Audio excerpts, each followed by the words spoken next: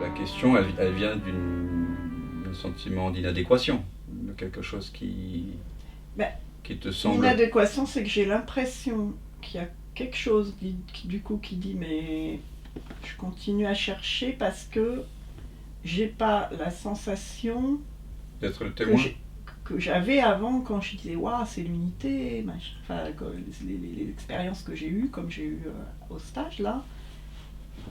Donc c'est comme si Ça, c'est, de toute façon, ça, c'est le mental. voilà. Hein, de toute Oui, façon. ça c'est le mental, C'est ça toujours je le le mental. sais. Mais Donc, il faut faire très attention. Quand on vit l'expérience, quand l'impression d'être un moi séparé disparaît, et surtout les premières fois où cette disparition a lieu, il y a parfois des contrastes très puissants dans le corps, puisque avant on se prenait pour quelqu'un, et le fait de se prendre pour quelqu'un demande une grande énergie dans le corps, pour maintenir l'illusion d'être quelqu'un, donc maintenir un fantôme, hein, donner l'impression que le fantôme est réel. Imagine tout ce que ça exige comme énergie dans le cerveau, des milliards de petites usines chimiques qui en permanence existent, non pas pour la survie de moi et de l'espèce et pour la joie et la célébration, mais pour maintenir l'image de moi, voilà. Et donc tout d'un coup, quand se retire cette illusion, enfin quand cette illusion s'effondre, toute cette énergie qui était dévolue à la maintenance d'une identité qui est non réelle, elle est, euh, elle est redéployée dans le corps. Et ça, c'est un peu comme quand on est chez l'acupuncteur et que tout d'un coup, les aiguilles se posent et dénouent un nœud énergétique. Ou que vous êtes chez le guérisseur et que tout d'un coup, vous avez une fixation d'énergie et la fixation se libère. Qu'est-ce qui se passe? Il y a une forme d'extase. Parce que l'énergie qui était dévolue à un point et qui faisait un sort de blocage, tout d'un coup, elle se répartit dans tout le corps. Et donc, elle va là où on en a besoin. Donc, il y a une sensation de plaisir, de joie, de plénitude, d'extase qui peut être absolument extraordinaire et qui souvent donc contraste énormément avec la situation d'avant. Et j'ai aussi vécu plusieurs expériences comme ça, même des dizaines dans ma vie. Et pendant très longtemps, bien sûr, la mémoire se fixe là-dessus. ah ben oui, C'est normal. C'est ça que On se dit, l'éveil, ça doit être ça. Alors on confond en fait la présence éveillée qui est déjà là et l'effet secondaire. oui, c'est l'extase de il n'y a plus de tension du tout. Voilà, c'est le contraste ouais. entre il y a plein de tensions, il y a un moi qui veut, et là il n'y a plus de moi du tout. Donc ça crée une sorte de répartition d'énergie foudroyante. Et c'est vrai, ça peut amener, comme le disait une participante au stage, là, le dernier stage que j'ai donné là, sur une vidéo, elle en parle comme d'un orgasme cérébral. Elle était, voilà, et aussi, je me souviens quand tu l'avais vécu et d'autres lors du stage, il y avait une joie, il y avait. Moi, c'est la paix. C'était la paix, oui. Comme c'est ce que je recherche. Voilà. Bien sûr. À la base, c'était ma recherche, c'était de trouver la paix. Mais attention. Et du coup, quand je le vis comme ces expériences, attention. C'est ça, voilà. Oui, alors, bien sûr que c'est la paix. L'expérience ultime, quand il n'y a plus de moi, il y a la paix. Parce que tant que le moi ne veut pas nous laisser en paix, il ne peut pas y avoir la paix. Donc, mais ce que je voulais dire, c'est que le moi peut disparaître plusieurs fois. Il disparaît d'ailleurs tout le temps. Il apparaît et disparaît, il apparaît et disparaît, de seconde en seconde. De la même façon que vos sensations apparaissent et disparaissent, l'impression d'être un moi apparaît et disparaît. Tout le temps. Ce n'est que la mémoire qui vous dit que le moi continue. Mais quand vous dormez, il n'y a pas de moi. Quand vous êtes dans le sommeil profond, il n'y a plus de moi. Il n'y a plus de perception du corps et il n'y a plus de mental. Quand vous êtes dans un grand étonnement, il n'y a plus de moi. Au moment de vous revêtir d'espace, il n'y a plus de moi. Au moment d'avoir une jouissance esthétique ou sexuelle, il n'y a plus de moi. Au moment d'avoir une grande terreur, il n'y a plus de moi non plus. Donc il y a plein de moments entre deux pensées dans la journée. Hein. Il y a une pensée qui apparaît, elle disparaît, espace. L'espace, c'est votre vraie nature. Apparaît une autre pensée, elle disparaît, espace, occasion de révéler votre nature. Mais comme ces espaces ne sont pas remarqués, on n'y fait pas attention, et comme les pensées sont très rapides, une pensée, une pensée, une pensée, une pensée, on croit qu'elles sont continues. Mais en réalité, l'espace est toujours là. Alors ce que je voulais dire tout à l'heure, c'est qu'au moment où l'espace écoute l'espace, il peut y avoir dans le corps une grande extase. Ou juste de la paix. Peut-être que tu as la nostalgie d'une sorte d'extase. De paix profonde. Parce que si c'est la paix profonde, ça, c'est pas un effet secondaire, ça, on pourrait dire que c'est consubstantiel à l'éveil. L'éveil, c'est la paix. Donc, sans doute que tout simplement, tu es en train de, en ce moment, par tes questions, par tes doutes, de mettre l'attention sur ces doutes, sur la mémoire de ce que ça a été. Retourne ton attention maintenant vers ce qui est conscient de ce qui te manque. Devant toi, il y a les pensées de je n'ai pas la paix, je voudrais retrouver la paix, etc. D'accord ? Maintenant, ramène ton attention, maintenant, vers cela qui est conscient de ces pensées-là. Et qui est toujours déjà là.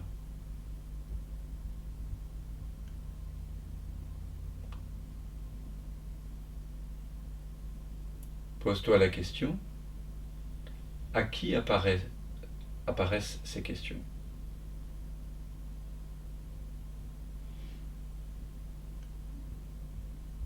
Est-ce qu'elles apparaissent à moi ? Et si tel est le cas, à qui apparaît ce moi ?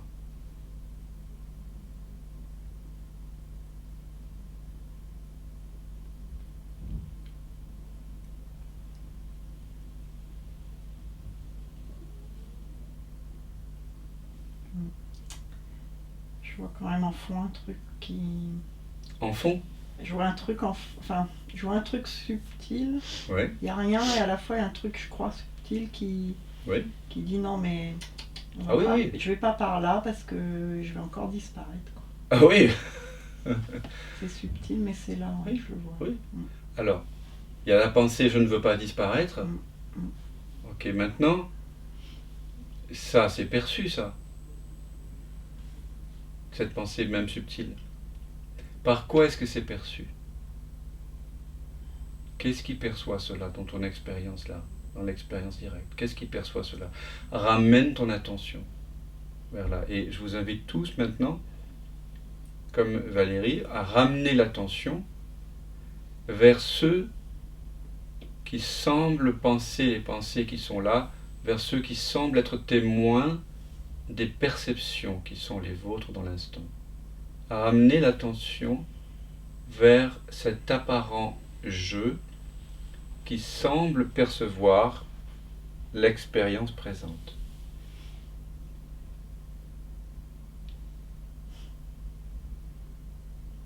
Et puis demeure avec ce jeu apparent.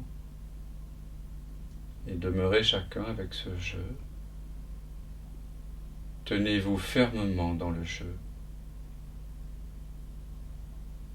Et vous verrez qu'au bout d'un moment, ce que vous embrassez, c'est un fantôme. Et vous qui semblez l'embrasser et le fantôme, vous disparaissez tous deux dans cette étreinte amoureuse. Étreinte qui fait pchit et qui révèle un espace de non-savoir.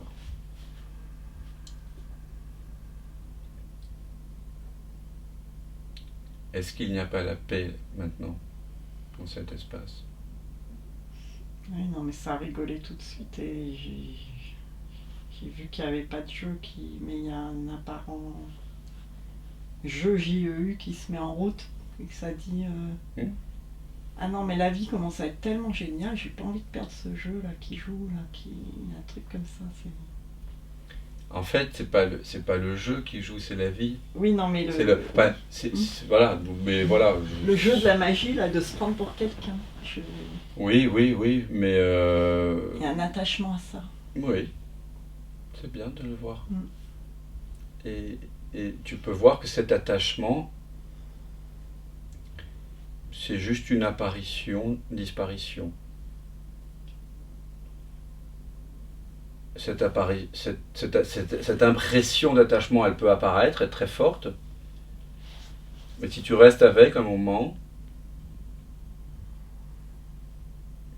tu vois que tout naturellement, cette impression d'attachement ou cette image mentale de l'attachement, elle disparaît dans une présence qui, elle, est libre de ce qui en elle apparaît et disparaît. Parce que ta vraie nature, toi, ce que tu es vraiment, n'est pas attaché à cette image-là. C'est pas vrai. Il y a une impression d'attachement, mais cette impression d'attachement, elle apparaît et disparaît dans un espace de silence qui, lui, n'est pas attaché à quoi que ce soit.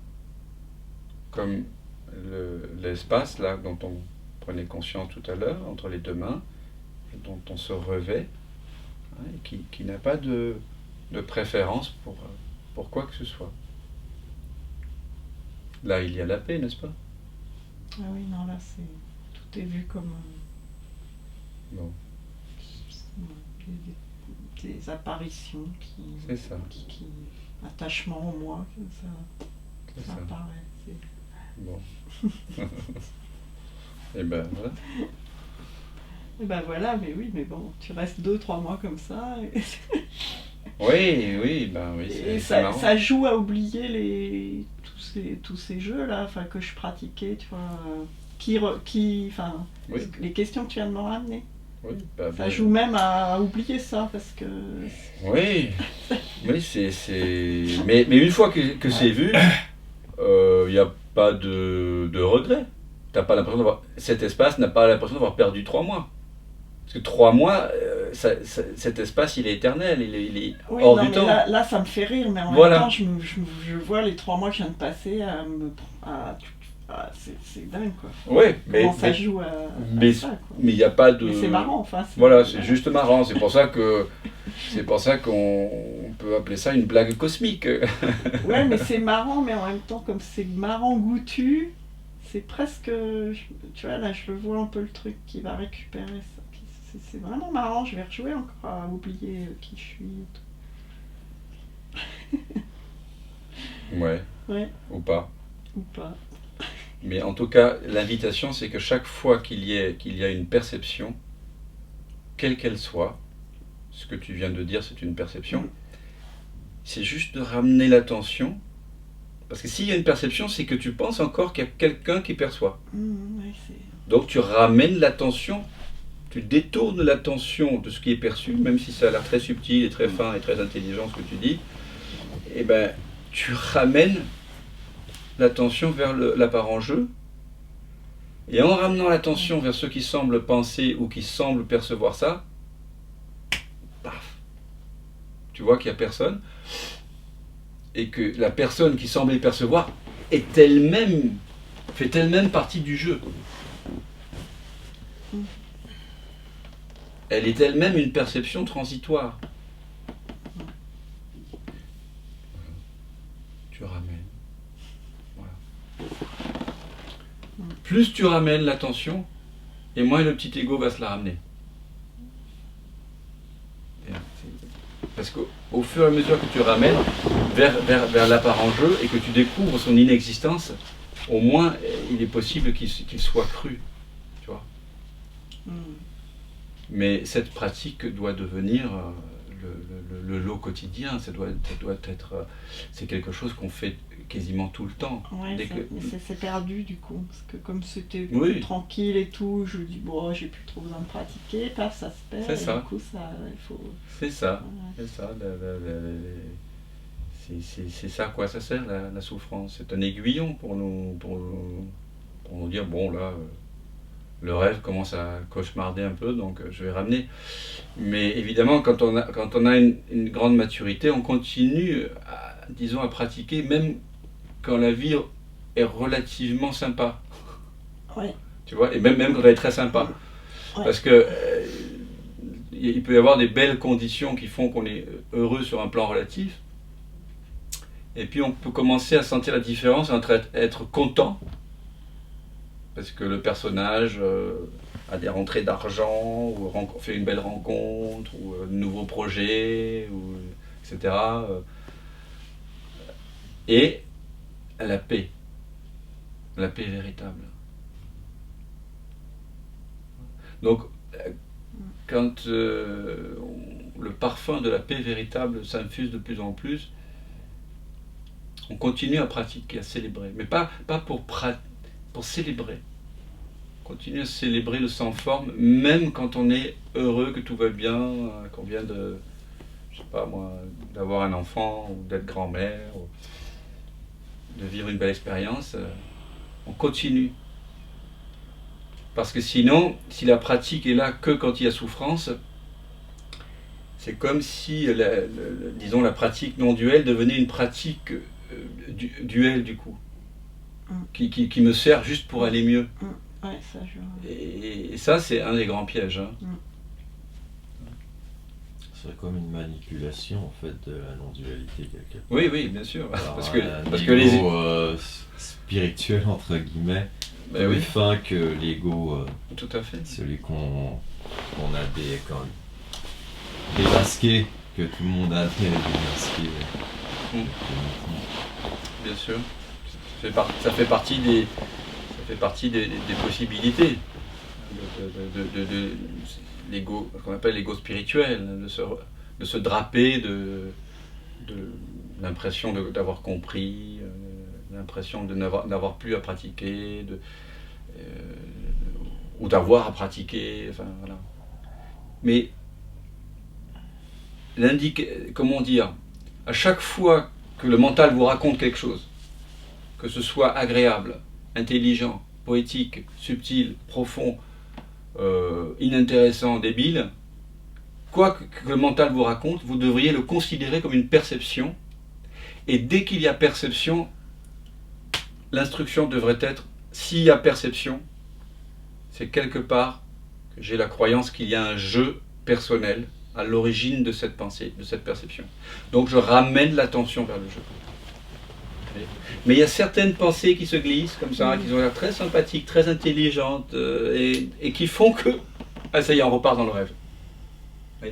Donc c'est vrai que la maturité spirituelle, on pourrait dire, la sensibilité, fait qu'à un moment donné, même ces pensées-là, elles sont vues comme étant une perception. C'est ok, c'est super intelligent, je te note pour faire un poème, pour faire une chanson, mais maintenant je ramène l'attention. Parce que je ne suis pas dupe, je ne suis rien de perceptible, ni rien de concevable. Donc c'est pas moi. Et moi ce que je veux, c'est découvrir ce que je suis. Comment ? En découvrant à chaque instant ce que je ne suis pas. Donc, dès qu'il y a perception, dès qu'il y a pensée, neti, je ne suis ni ceci ni cela. Je ramène l'attention.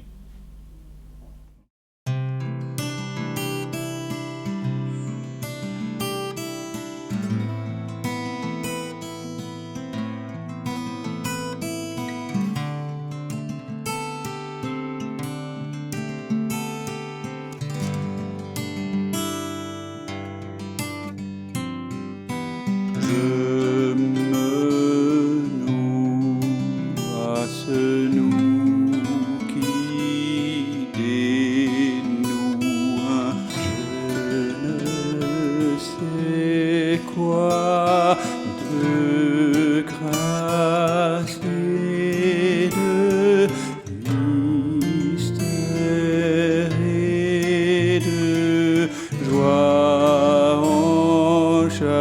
chacun de nous.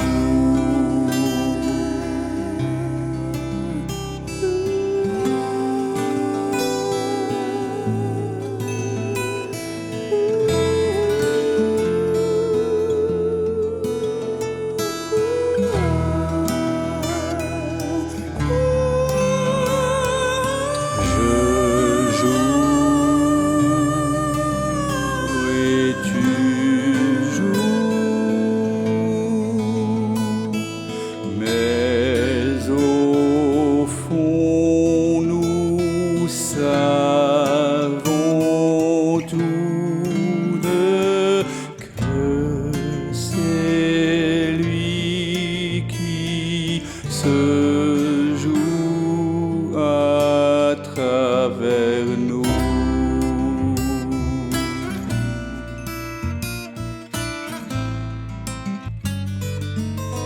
Gratitude, gratitude, gratitude, gratitude. C'est ce que je sens là. Gratitude, gratitude, gratitude, gratitude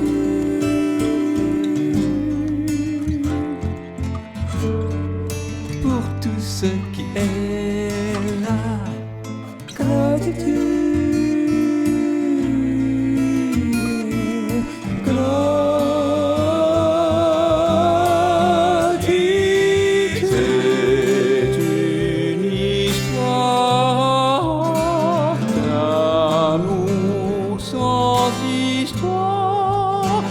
Une histoire que l'on raconte avec les yeux sans les mots et qu'on vit dans le cœur.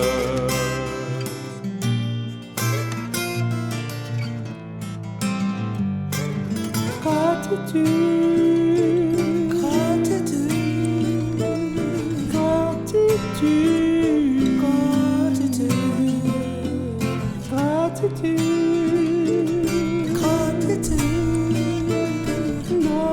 gratitude, gratitude